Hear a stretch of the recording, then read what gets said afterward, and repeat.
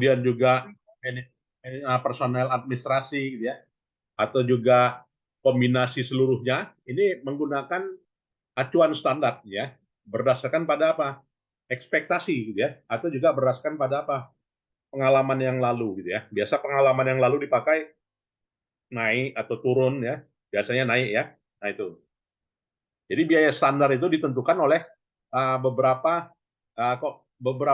personel ini, gitu ya, berdasarkan pengalaman mereka, gitu ya. Kemudian bicara biaya standar di sini, gitu ya, ini harus menggunakan standar yang ideal, gitu ya. Jadi standar yang ideal ini kesepakatan, ya, kesepakatan oleh antara insinyur, ya, dengan akuntan. Ya, jadi di sini misalnya paku, gitu ya. Paku itu standarnya berapa? Yang pakunya 1-2 mili harga sekian, gitu ya. Nah, itu kesepakatan harga, ya, tercapai antara engineering maupun juga akuntan, ya, kalau mau menyusun yang namanya biaya standar. Dan kemudian juga standar praktik, gitu ya. Jadi standar praktik ini mengharuskan, ya, pada level tertentu, gitu ya. Ya, pada level tertentu itu haruslah reasonable, gitu ya. Artinya haruslah logis, gitu ya. Dan juga efisien tentu saja. Kadang ada logis tapi tidak efisien, gitu ya. Maka biaya standar itu haruslah memenuhi kriteria yang namanya logis dan juga efisien, ya. Dan juga dalam penyusunan biaya standar ini, ya, harus ada kesepakatan, gitu ya. Jadi kesepakatan terkait dengan keseluruhannya dan kesesuaiannya yang mencakup dan juga bisa dipraktikkan oleh bagian kepegawaian. Ya, artinya bagian SDM nantinya bisa menerapkannya pada sistem manajemen sumber daya manusia mereka, begitu ya.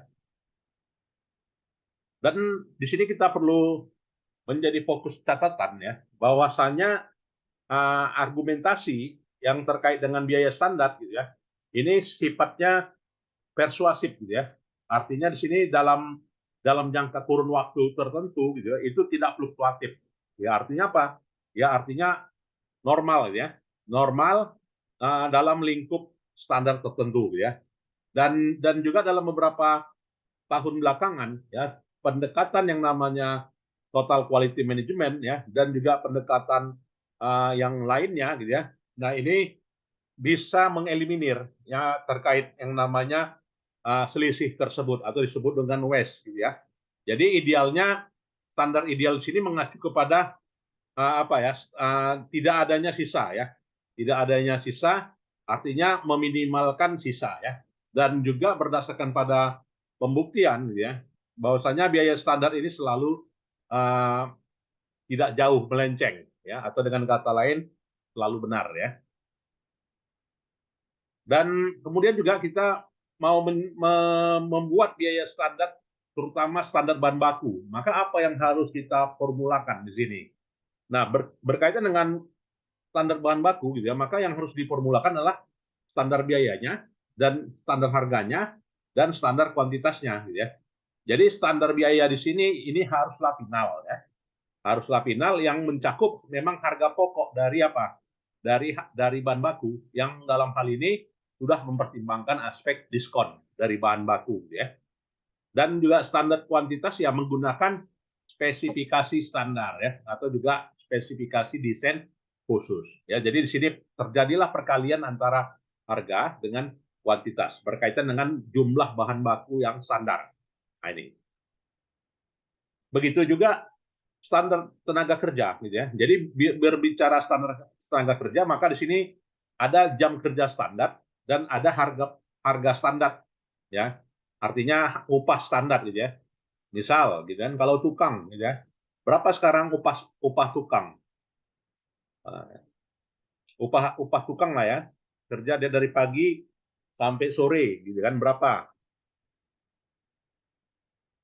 180.000, ya kan, 180.000. Kalau di Malaysia 100, hampir sama, ya, 200.000 kalau di Malaysia upah tukang, ya.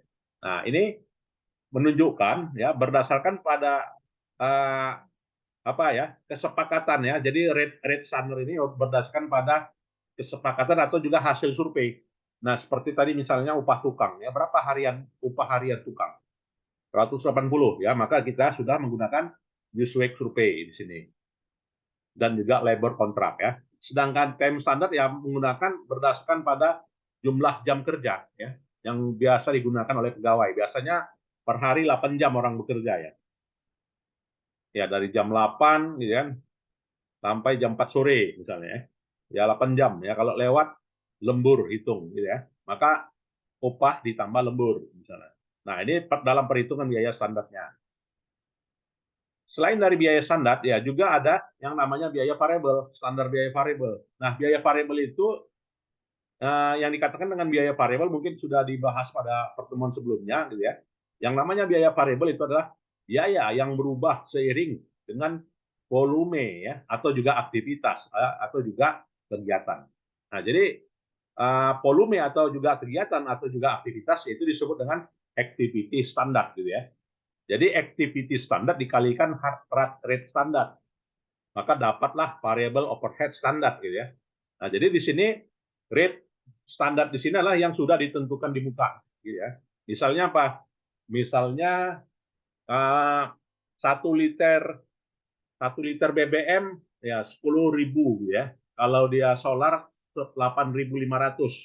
Nah, itu sudah ditentukan di muka ya. Sedangkan aktivitas standarnya mesin itu bekerja menggunakan BBM solar industri yang harganya 8.500 gitu ya. Maka activity standarnya mengacu pada standar rate-nya ya. Dan standar cost untuk biaya produksi ya, biaya variabel produksi gitu ya. Nah, ini hitungannya ya seperti ini. Nah, jadi untuk variable production cost, berapakah variable production cost ya, standar cost untuk sebuah produk ya, baik itu produk A atau juga produk B gitu ya. Jadi berapa biaya produksi kedua produk? Maka biaya produksi kedua produk dihitung dari dua unsur input, yaitu 3 unsur input, yaitu biaya bahan bakunya, biaya tenaga kerjanya, dan juga biaya overhead-nya. Nah, masing-masing dari biaya itu punya standar jam kerja ya.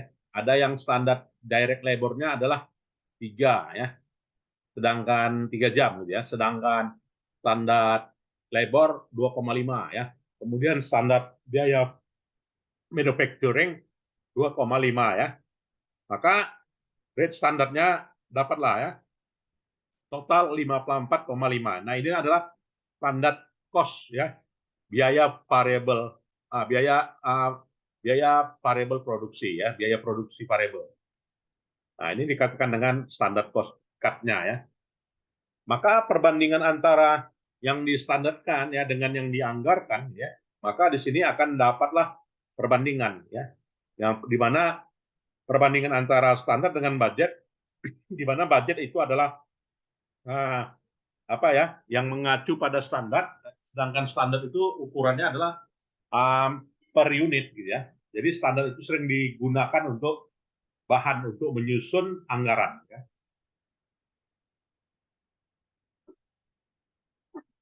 Nah, berbicara biaya standar gitu ya, maka nantinya kita akan inginkan ya apakah standar itu di atas standar atau di bawah standar begitu kan. Nah, kalau dia di atas, bicara di atas standar atau juga di bawah standar, maka kita harus tentukan yang namanya varian. Nah, yang namanya varian di situ tentu saja dua kemungkinan ya. Apakah sudah di atas standar ya atau di atas standar cost atau di bawah standar cost, maka akan dapat kategori yang namanya favorable, varian yang favorable atau juga varian yang unfavorable ya. Nah, jadi varian yang dikatakan dengan varian unfavorable itu adalah aktualnya melebihi dari biaya standar. Nah, kalau yang namanya favorable, maka biaya standarnya tidak melebihi dari yang namanya actual cost-nya. Ya, artinya actual cost-nya lebih kecil daripada standar cost-nya. Maka dikatakan bekerja di atas standar, begitu ya. Sedangkan bekerja di bawah standar apabila actual cost-nya melebihi dari standar cost-nya ya. Nah, ini dikatakan dengan unfavorable. Dan bicara standar cost ya, varian dari standar cost di sini yang diinginkan selalu itu adalah favorable tentu saja gitu ya. Jadi seorang mengetahui terjadinya varian yang unfavorable ya, tetapi apakah varian yang unfavorable itu suatu hal yang penting? Pada bagian tertentu penting, bagian yang lain tidak, tentu saja ya. Maka dinilai ya, dievaluasi di sini adalah berdasarkan pada titik penyebabnya ya. Apa permasalahannya ya, sehingga harus ada perbaikan. Dan perbaikan tersebut harus terlebih dahulu melalui yang namanya investigasi ya per departemen terkait dengan terjadinya selisih antara standar dengan budget dengan actual tadi. Gitu. Maka di sini analisa varian yang dilakukan ya, varian analisis siklus varian analisis yaitu dengan cara mengidentifikasi ya, kemudian juga menerima penjelasan ya, kemudian juga melakukan perbaikan ya, kemudian juga beroperasi dan juga terjadinya perbandingan kinerja ya, dengan cara membandingkan antara standar dengan budget tadi gitu ya. Ya, setelah dilakukan analisa. Nah, jadi inilah masuk yang namanya siklus ya, analisa varian. Jadi siklus analisa varian itu ada 6 siklus. Nah, berbicara standar cost varian gitu ya, maka nantinya di sini itu tadi di awal gitu ya, kita tentukan harga dengan kuantitas. Bicara menentukan harga ya, varian harga gitu ya, maka perbandingannya adalah harga aktual dengan harga standar. Nah, apabila aktual price dibanding dengan standar price lebih tinggi aktualnya, maka varian unfavorable terjadi pada price varian. Apabila actual price-nya lebih rendah dibanding dengan standar price-nya, maka disebut dengan favorable varian. Dan kuantitas varian tersebut merupakan perbedaan ya antara kuantitas aktual dengan standar kuantitas. Dan inilah dia ya, secara umum ya kalau mau melakukan analisa varian ya, yaitu dengan perkalian ya antara aktual kuantitas dengan aktual price ya, atau juga antara aktual kuantitas dengan standar price ya, atau juga antara standar kuantitas ya dengan standar price gitu ya. Nah, jadi ini yang merupakan model ya, model untuk penyusunan analisa varian harga ya. Nah, sehingga didapatkanlah yang namanya standard price ya. Standard price dari mana? Ya dari price varian dengan kuantitas varian ya. Maka dapatlah standar varian ya. Jadi standar varian ini merupakan jumlah yang dibayarkan terkait dengan penggunaan atas sumber daya tertentu. Ya, dan selain dari standar harga juga standar kuantitas ya. Jadi standar kuantitas itu adalah kuantitas yang diperkenankan ya untuk menginput barang yang actual. Jadi standar input itu adalah per unitnya, per unit outputnya terhadap dengan jumlah outputnya. Nah, jadi di sini kalau diformulakan ya dengan formula sebagai berikut: EQ dikali EP dikurangi SP ya. Artinya actual quantity dikurangi dengan actual price ya, dikali dengan actual price dikurangi dengan standard price ya. Itu dapatlah yang namanya price varian. Sedangkan quantity varian ya ditentukan dari ya apa ya, standard price dikali dengan actual kuantitas EQ dikurangi dengan SQ ya, standard quantity.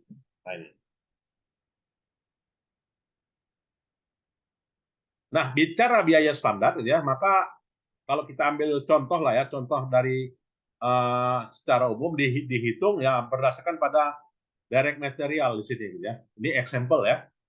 Ya, bagaimana misalnya penggunaan bahan mentah ya, bahan mentah untuk menyusun fiber lah ya. Fiber pada mountain parka ya. Jadi diperlukan 0,1 kilogram ya.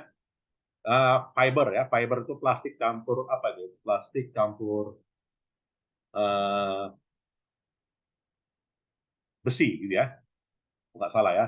Jadi itulah namanya fiber ya. Jadi 0,1 kilogram fiber ya Itu dengan harga per unit ya adalah $0,5 ya per kilogramnya ya. Jadi bulan lalu digunakanlah 210 kilogram ya dari bahan baku fiber tersebut, dan juga dipakai untuk 2.000 per kas ya.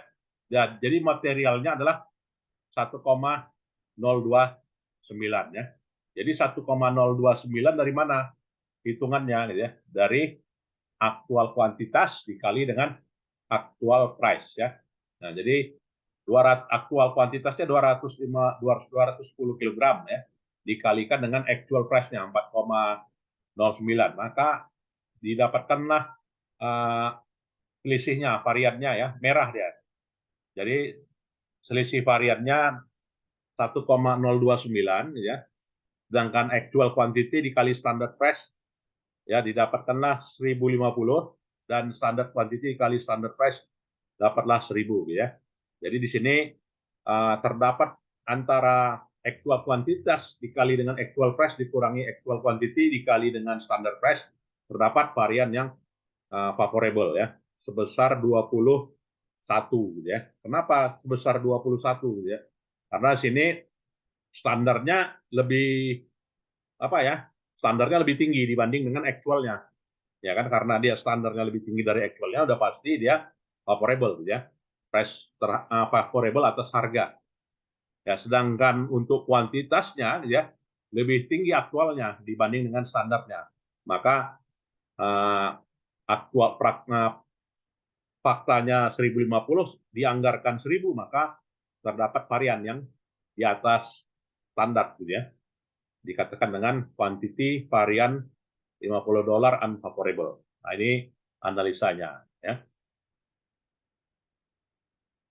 Dan terkait dengan hal itu ya, itulah hitungannya 4,90 itu dari 1029 dibagi dengan 210, dapatlah 4,9 ya. Dan untuk perhitungan formulanya bisa dilakukan dengan sebagai berikut ya. Jadi 21 tadi yang ini ya. 21 tadi dari rumus ini. Nah, sederhananya ini aja ya. Dapatkan aktual kali dengan actual price ya. 210 kali 4,90, 4,90 hitung dari 1029 dibagi dengan 210 maka dapat 4,9. Maka 210 kali 4,90 dapatlah 1029. Nah, ini formulanya Bapak Ibu ya. Nah, jadi dapat cara menghitung variannya seperti ini gitu ya. Nah, jadi nanti kalau pimpinan minta tolonglah hitung varian harga, varian kuantitas dari produk kita misalnya. Produk mana yang dalam hal ini di atas standar, di bawah standar katanya. Nah, ini analisanya Pak Ibu ya. Jadi analisa harus dilakukan dipisah gitu ya. Analisa bahan mentah, analisa tenaga kerja, dan analisa biaya overhead ya. Jadi material price-nya dapat seperti ini. Inilah variannya ya. Jadi varian yang menguntung, yang varian material dia material price-nya menguntungkan ya, material kuantitinya tidak menguntungkan. Nah, ini dia. Nah ya, ini formulanya. Baik. Ya, kemudian juga kalau tadi itu adalah apa ya? Kita tadi adalah perhitungan bahan baku ya. Sekarang standar cost ya, bahan baku langsung juga ya. Dan dianalisa dengan analisa varian sebagai berikut. Hanson Incorporation gitu ya, itu menyatakan bahwasanya direct material standard dari perusahaan manufacturer 1,5 pon ya per pon ya, sebesar 4 ya. Jadi menunjukkan bulan lalu 1.700 pon ya bahan mentah dibeli ya. Jadi 1.700 dibeli, dan yang dipakai 1.000 zippers ya, di mana materialnya harganya 6,30 ya. Nah, di mana di sini hasilnya perhitungan actual price-nya dengan formula sebagai berikut. Nah, jadi tinggal kurangkan ya antara actual price 6.630 dibagi dengan actual kuantitas ya 1.700 ya, dapatlah actual price-nya harusnya 3,90 ya. Ya. Dan inilah ya ringkasan dari analisa varian material Bapak Ibu ya. Jadi didapatkan ya varian harga favorable ya. Varian kuantitas adalah unfavorable seperti yang kita sajikan sebelumnya ya. Jadi dengan kata lain Hansen ya sudah membeli 1.700 ton di mana variannya dihitung ya berdasarkan pada jumlah yang dibeli yang berbeda dengan jumlah yang digunakan ya. Jadi selisih harga di situ dihitung berdasarkan pada kuantitas yang dibeli ya. Jadi kuantitas variannya dihitung dengan menggunakan kuantitas yang digunakan. Nah, ya, kemudian juga kita lihat ini ya apa namanya balance scorecard ya. Coba kita lihat balance scorecard. Kalau tadi adalah analisa varian.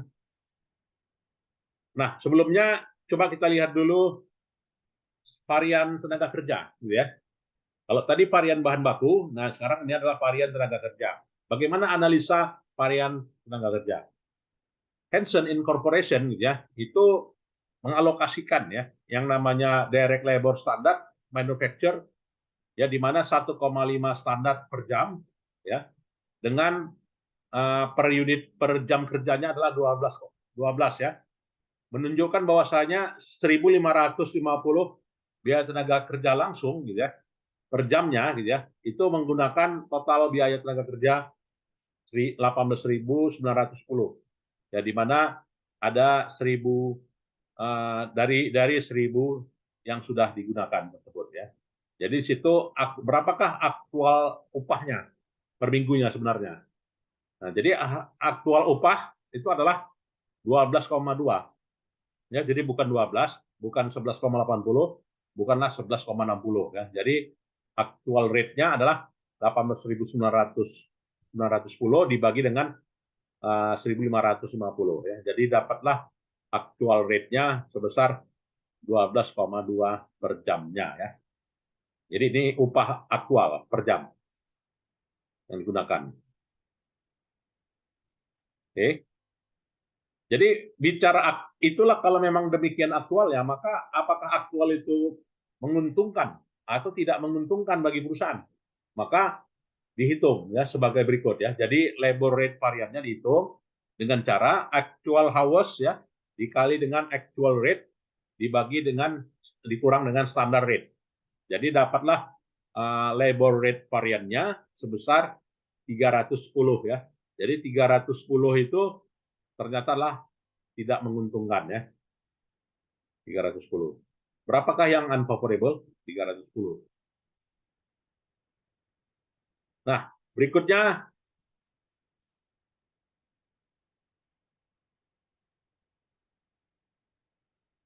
dan dalam perhitungan apa ya varian labor tadi gitu ya.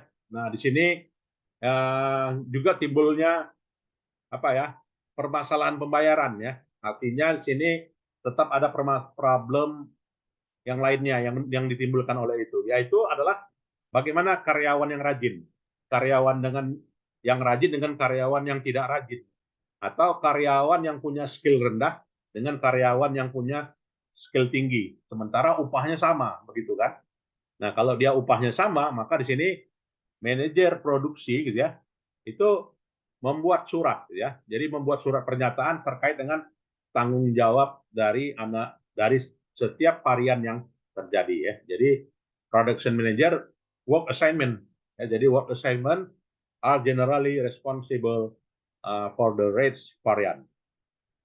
Nah, sehingga di sini uh, selisih dari varian tenaga kerja ya disebabkan oleh banyak faktor gitu ya.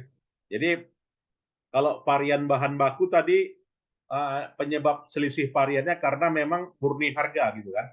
Tapi kalau misalnya varian tenaga kerja itu kan manusia yang bekerja kan gitu ya. Kalau dia manusia yang bekerja ada lagi jenuh, ada yang banyak istirahat, ada yang banyak bercerita gitu kan. Ya tidak banyak bekerja, maka tingginya varian tenaga kerja disebabkan oleh banyak faktor dibanding dengan varian bahan mentah tadi gitu kan.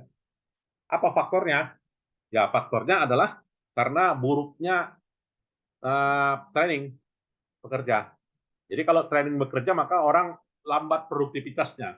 Kalau dia lambat produktivitasnya, rendah produktivitasnya, maka labornya unfavorable gitu ya. Itu hipotesanya, Bapak Ibu ya. Hipotesa yang lain yang penyebab terjadinya selisih varian tenaga kerja yang begitu tinggi ya karena insufficient demand. Ya, permintaan tidak cukup gitu ya. Ya sehingga permintaan tidak cukup ya produksi rendah gitu ya. Kemudian juga kualitas material bahan baku yang digunakan untuk menjadi produk itu juga rendah ya. Kemudian juga supervisornya memang apa juga ya tidak kejam pada pegawai gitu ya.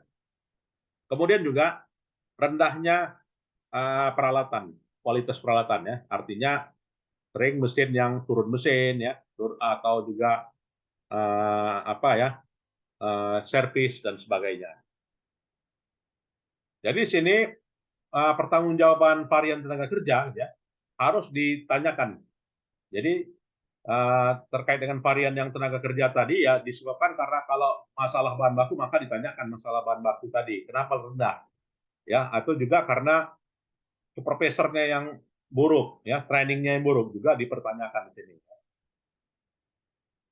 dan juga karena ada bahan mentah atau juga personel yang direkrut itu menggunakan orang yang salah ya artinya nggak cekatan. Nah, jadi penyebabnya itu.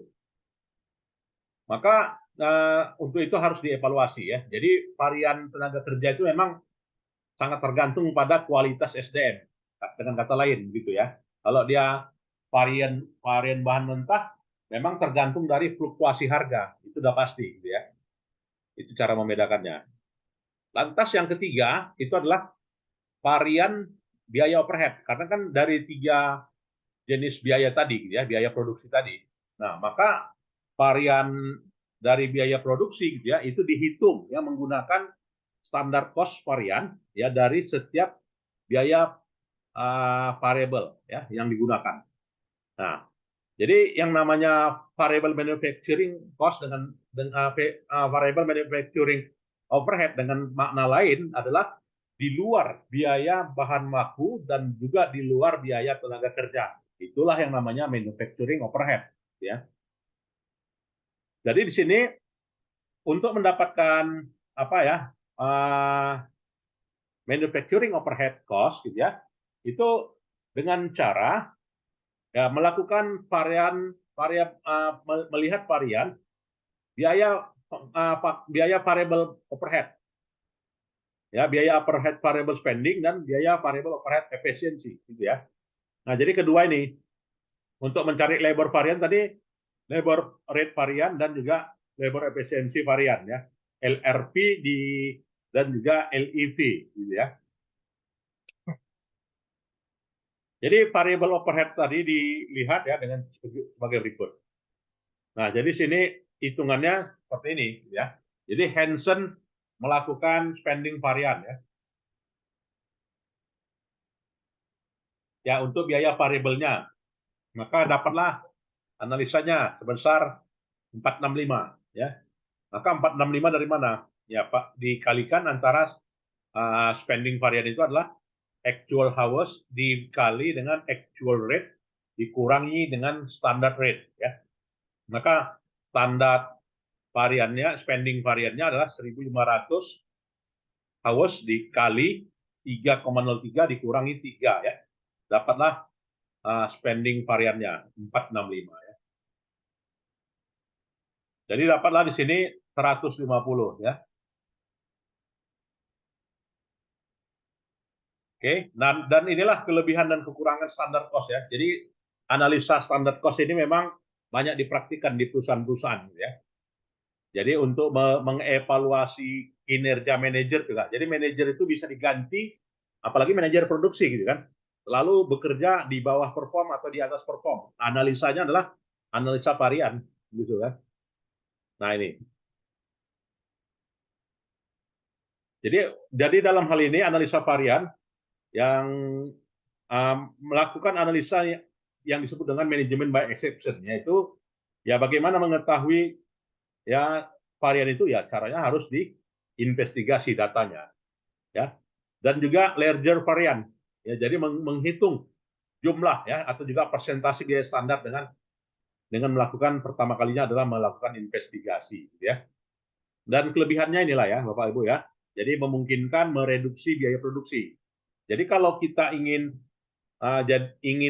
menjadi sebagai manajer produksi yang handal, ya, maka kuasailah analisa varian, ya, kuasailah konsep standar cost. Nah, kalau Bapak Ibu yang berkecimpung di bidang manajer produksi, ya, maka itu tadi ya, analisa standar cost harus dikuasai. Nah, itu ya. Jadi kalau kita menguasai analisa standar cost, maka kita dapat menentukan harga jual yang layak dan dapat menentukan harga pokok produksi yang layak, serta dapat mengevaluasi sumber daya manusia yang layak dalam suatu fase kegiatan produksi di pabrik. Nah, ini ya. Maka sering orang katakan ini boros, ini tidak boros, katanya kan. Nah, dari mana kesimpulan boros tidak boros? Ya harus ada analisa variannya, harus ada analisa biaya standarnya, kan itu, Pak Ibu ya.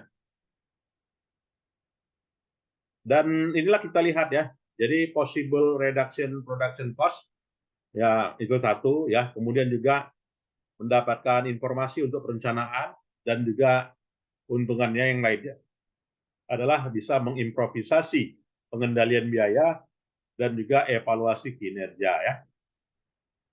Sedangkan ketidakunggulannya Bapak Ibu, nah ini kita lihat ada emphasis on negative may impact moral ya. Jadi memang analisa varian ini bisa berdampak terhadap psikologi ya, moral pegawai, moral pekerja ya. Ya, kemudian juga analisa varian itu bisa juga salah persepsi gitu ya. Itu tadi karena harus punya makna yang sebenarnya gitu ya. Kemudian juga terkait dengan pengembangan yang berkelanjutan, nah ini sangat diperlukan ya. Kemudian juga pembuktian ya terkait dengan pentingnya tujuan dan juga kebijakan pemberian insentif. Nah ini ketidak relevanan ya analisa biaya standar ini. Nah itu Bapak Ibu. Mungkin ada yang mau kita diskusikan, silakan. Analisa standar tadi dari ketiga komponen biaya produksi. Nah, jadi analisa biaya varian itu Bapak Ibu itu kita perlu garis bawahi ya. Itu hanya dilakukan pada analisa biaya produksi ya atau disebut dengan cost of production. Ya, analisa varian hanya itu di proses produksi kan gitu ya. Artinya Bapak Ibu yang punya apa ya yang memiliki jabatan ya menduduki jabatan sebagai apa ya sebagai manajer produksi.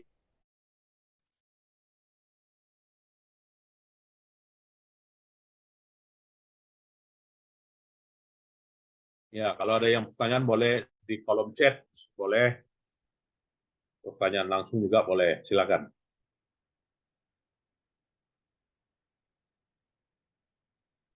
Sepertinya ini kompatibel untuk produk-produk yang memang umum ya, Prof. Tapi kalau untuk produk-produk yang misalnya dia memiliki kekhususan dan dia eh, punya keunikan tersendiri setiap produknya, mungkin akan kesulitan untuk menentukan standarnya, Prof. Ya, kalau bicara sistem produksi gitu kan, nantinya kita berbicara dua pendekatan gitu Bapak Ibu ya, yaitu yang namanya proses cost dengan job order cost gitu kan, proses costing dengan job order costing. Nah, di mana kalau dia menggunakan proses costing, kita memproduksi massal kan, kita misalnya memproduksi paku gitu kan. Nah, itu sistem produksinya gimana paku itu? Membuat paku atau baut misalnya. Baut itu kan sekali produksi bisa ratusan kan. Paku misalnya sekali produksi 500. Maka yang lebih tepat kita menggunakan sistem produksinya adalah sistem proses costing gitu ya. Dapatlah harga paku misalnya Rp500 per paku, ya kan? Ya karena dibagikan jumlah paku yang diproduksi, jumlah biaya produksi paku dibagi dengan jumlah paku yang dihasilkan. Itu namanya proses costing, gitu ya. Proses costing. Sedangkan job order costing, gitu ya, itu adalah sistem produksi berdasarkan pada kartu job, ya, kartu biaya. Jadi berdasarkan pada job order costing itu berbeda, ya. Setiap penugasan tentu saja mempunyai komponen biaya harga pokok yang berbeda, ya. Jadi memang terkait dengan kekhususan ya produksi, baik itu pendekatan produksi massal maupun juga dengan sistem produksi non massal, gitu ya.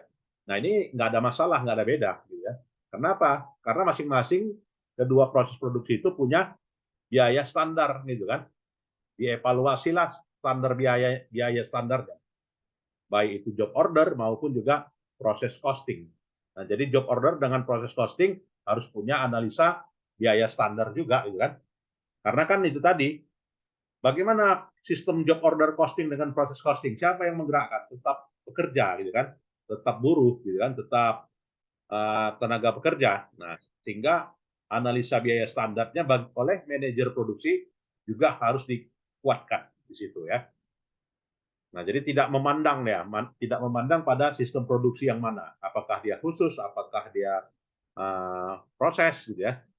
Job order costing atau juga proses costing ya tetap sama. Apalagi activity based costing, EBC, gitu kan, karena sistem produksi activity based costing itu kan dia hanya mengidentifikasi, gitu kan, pada masalah pemicu biayanya, gitu kan, bukan mengidentifikasi kepada standar biayanya.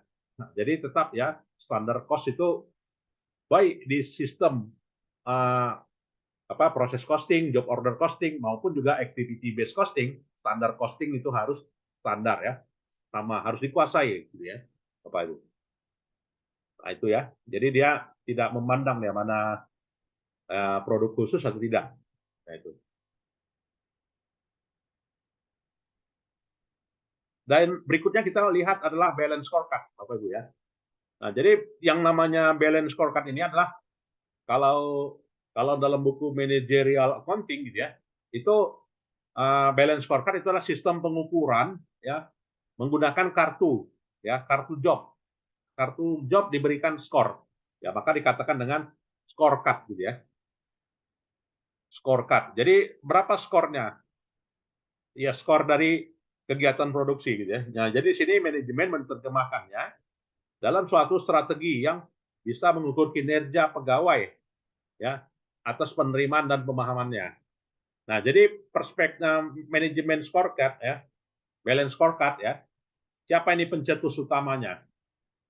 Mungkin ada yang ingat Norton Kaplan, gitu ya. Nah, jadi dia dalam buku aku, kalau ada yang belajar, yang pernah belajar akuntansi biaya kan, situ ada dijelaskan Math and Usury kan, Norton Kaplan. Gitu. Nah, jadi dia balance scorecard ini dilihat dari 4 perspektif, Bapak Ibu ya.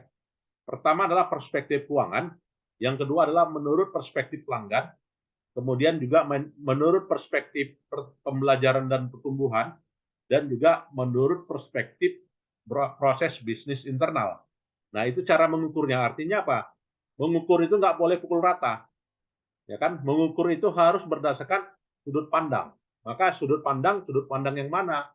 Sudut pandang keuangan, sudut pandang pelanggan, sudut pandang pertumbuhan, sudut pandang proses bisnis internal. Nah, terkadang ada yang perusahaan berkembang dinilai dengan balance scorecard dari aset keuangan bagus, gitu ya. Dari sisi keuangan misalnya bagus, gitu ya. Tapi dari sisi pelanggan nggak bagus. Nah, banyak kan contoh perusahaan yang seperti itu. Kira-kira apa saja misalnya? Dia dari keuangan sehat, tapi dari sisi pelanggan nggak sehat, gitu ya. Ya, kalau misalnya perusahaan-perusahaan negara lah dulu kan, gitu ya. Kalau dia perusahaan negara itu kan dia dari sisi pelanggan nggak puas orang, gitu ya. Dari sisi keuangan sehat, gitu ya. Atau dari sisi keuangan nggak sehat, gitu ya. Misalnya PDAM, gitu ya. Nah, PDAM itu melayani pelanggan, gitu ya. Berapa persen yang puas? Kalau di daerah gimana ya? Misalnya di daerah Sidikalang misalnya ya. PDAM Sidikalang itu puas nggak dilayani oleh PDAM-nya? puas katanya kan. Kenapa? Harganya murah, gitu kan? Harganya murah. Kalau kita gali sumur, gitu kan? Gali sumur harus panjang, kemudian habis lagi apa ya? Token, gitu kan? Tapi kalau langganan PDAM airnya bersih jernih di sana. Ya, tetapi perusahaannya nggak sehat, gitu ya. Nah, berarti apa? Sudut pandang balance scorecard dia memisahkan hal itu. Ya, jadi nggak disamakan. Ya, jadi sini Bapak Ibu dia harus dilihat dari perspektif pelanggan, dari perspektif keuangan dan dari sisi perspektif pembelajaran dan pertumbuhan. Nah, itu ya. Nah, jadi di sini berkaitan dengan hal itu ya, maka dilihatlah ya sudut pandang pemilik, ya dilihatlah dari sudut pandang pelanggan, dilihatlah dari sudut pandang pertumbuhan dan dilihat dari sudut pandang proses bisnis ya. Nah, banyak sekarang proses bisnis perusahaan bertransformasi gitu kan. Ya, itu kan banyak ya kan apa perusahaan sekarang visinya perusahaan ya. Perusahaan melakukan transformasi bisnis, perusahaan melakukan transformasi teknologi, perusahaan melakukan transformasi bla bla bla gitu ya kan. Nah, jadi di situ perusahaan melaksanakan prinsip dari balance scorecard itu, yaitu melakukan proses bisnis internal ya. Ya, sudut pandangnya.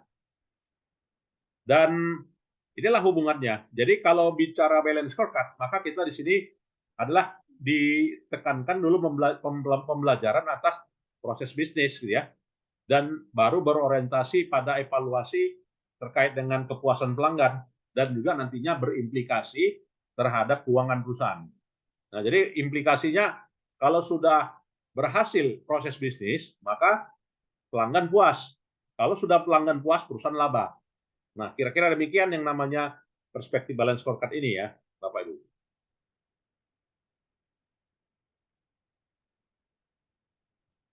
Nah, manfaat dari balance scorecard ini meliputi jika diimplementasikan, pertama dapat memperkuat pihak manajemen ya untuk mengkalkulasi hubungan antara strategi satu dengan strategi lainnya ya. Dan juga strategi itu bisa mengkomunikasikan seluruh organisasi. Kemudian kinerja perusahaan itu lebih disukai ya dibanding dengan strategi yang lain ya. Artinya strategi perusahaan itu memang membumi. Kalau dari sisi masalahnya gimana? Tidak lebih dan tidak bukan terkait dengan masalah culture dan behavioral, Bapak Ibu ya. Perilaku. Jadi kita pegawai misalkan itu sudah terbiasa dengan culture kerja tertentu gitu kan, maka apabila balance scorecard itu diterapkan maka culture shock terjadi. Ya kan, maka terjadilah gaming still possible gitu ya. Atau juga program yang gagal ya. Program pay to go, Bapak Ibu ya. Dan untuk mengukurnya bagaimana? Jadi untuk mengukurnya adalah diukur dari sisi order, diukur dari sisi produksi, dan diukur pada saat pengiriman ya. Nah, jadi semuanya diukur ya berapa waktu yang diperlukan. Nah, jadi di sini untuk mengukurnya harus dilihat dari jumlah ya proses time, inspection time, ya mock time dan juga queue time. Nah, di sini jadi dapatlah hitungan yang namanya manufacturing cycle efficiency.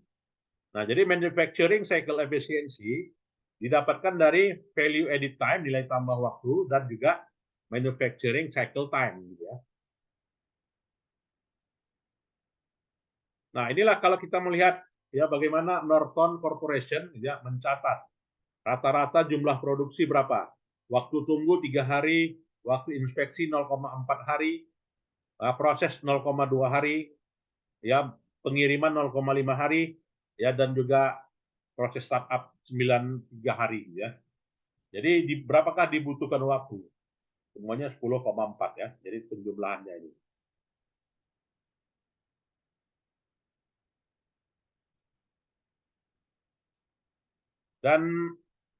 Dan apa ya? Average time production ya sebagai berikut ya. Jadi 1,9% ya. Jadi value added time dibagi dengan throughput time. Ya. Nah, itulah ya Bapak Ibu ya, yang namanya biaya standar ini, pendekatan biaya standar, dan juga yang namanya apa ya, balance scorecard sekilas ya. Ya, mungkin ada yang mau kita diskusikan, silakan.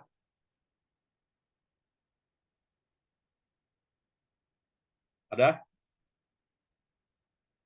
Ya, baik. Kalau tidak ada, saya kira itu saja ya perkuliahan kita, dan nanti rekaman videonya ini saya share ya untuk Bapak Ibu ulang kembali ya. Dan juga nanti mohon di subs ya supaya materinya tidak hilang ya, subscribe.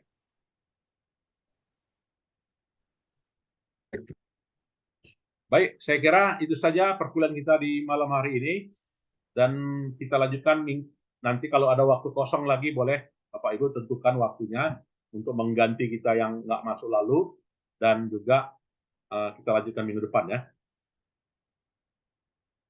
Baik, saya kira itu saja pertemuan kita malam hari ini, dan kita lanjutkan minggu depan ya. Selamat malam, assalamualaikum warahmatullahi wabarakatuh.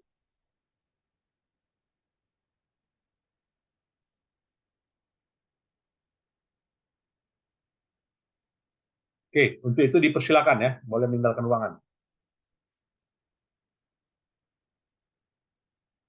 Terima kasih, Prof. Ya, Terima kasih, Prof. ya, sama-sama.